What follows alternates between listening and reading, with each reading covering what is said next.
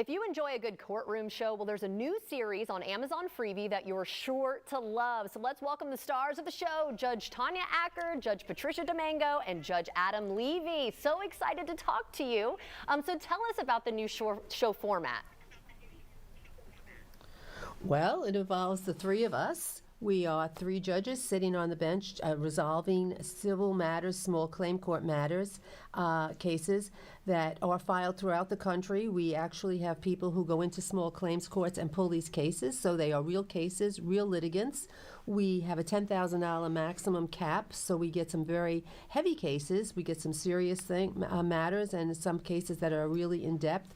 We also handle counterclaims, so that really does bring up the seriousness of the matters. And then ultimately we resolve these cases through deliberations where we exchange ideas about the litigants, about the law, our views on it, and we reach what we hope is always a fair verdict. Yes, let's talk about the chemistry then, because I did see a preview where two of you were like, yeah, I think this. And then I think it was you, Tanya, Judge, I don't want to say, let's call you Your Honor, Judge Acker, I'm sorry. But you did say, I don't know how I feel about that. So how does that work if you disagree? Well,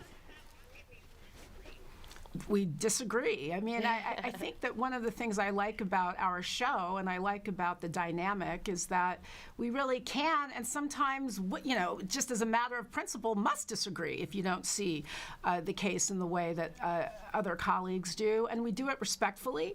We do it in a way that allows us to continue to go on and do the next matter. You can't get too wrapped up in one verdict because we're going to have many, many more verdicts to come. Mm-hmm. So, you know, I think it's really a matter of having mutual respect and giving each other space to air opinions and to kind of even hear what the other judges are talking about. Sometimes one of us may persuade the other, sometimes not. Yeah, maybe a different perspective. I mean, right? I know for myself. Yeah, I know sometimes myself, I go in, I'm on the fence on a particular issue, and after hearing either one of my colleagues, I find a place where I want to be. So that I do find it very helpful. Well, Judge Domingo and Judge Levy, tell us about what's coming up, what we can expect.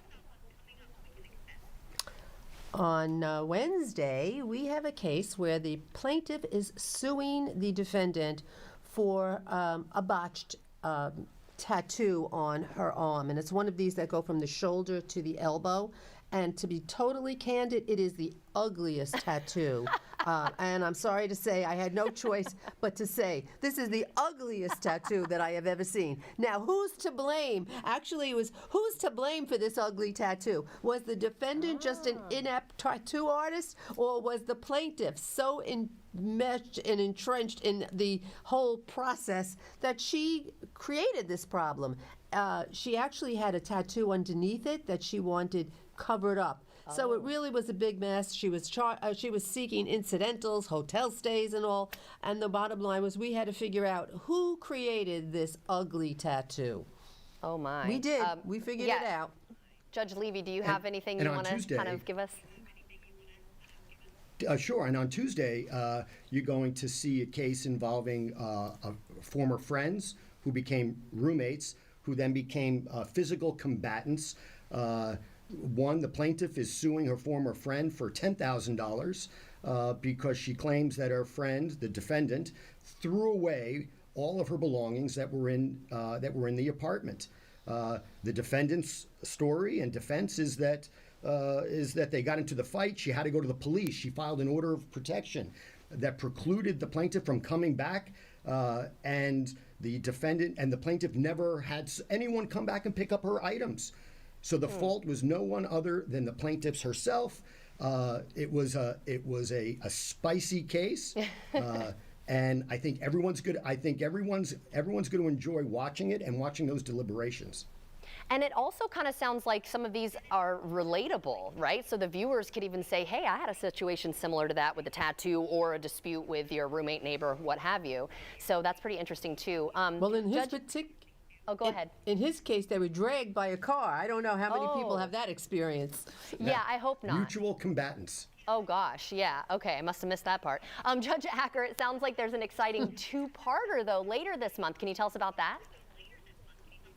There is indeed. So this is a case, you know, and again, some of this may be relatable because there are people in real life who I think encounter situations where they're not sure if someone's telling the truth. In this case, we have two people, used to be very good friends. One of them alleges that the other lied about cancer, created a GoFundMe page in order to raise money for what this litigant says was a false and fraudulent diagnosis.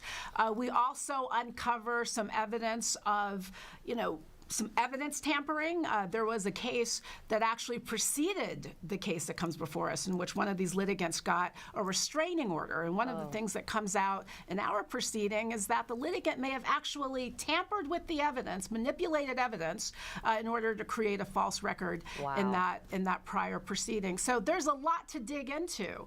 And, you know, I'd point out that these are things that litigants deal with in courtrooms that aren't televised.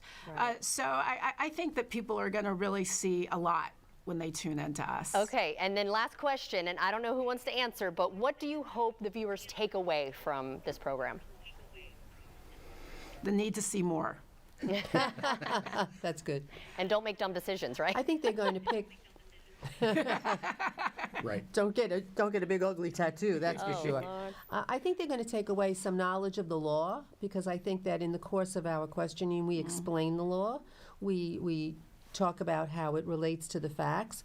They take away the importance of being honest and truthful in any tribunal, and in particularly Tribunal Justice, and what it feels like to actually be prepared and come into a courtroom. And I think that that's all important. Yes, and of course, just, you know, guilty pleasure as well, because reality television, you know, you just can't get enough, whether it's a court show or, you know, romance, whatever. So thank you, all three of you, for joining me today. Good luck with everything. And Tribunal Justice is now streaming on Amazon Freevee. Go and check it out. But if you'd like to see this interview again, just head to our website, and that's firstcoastliving.net.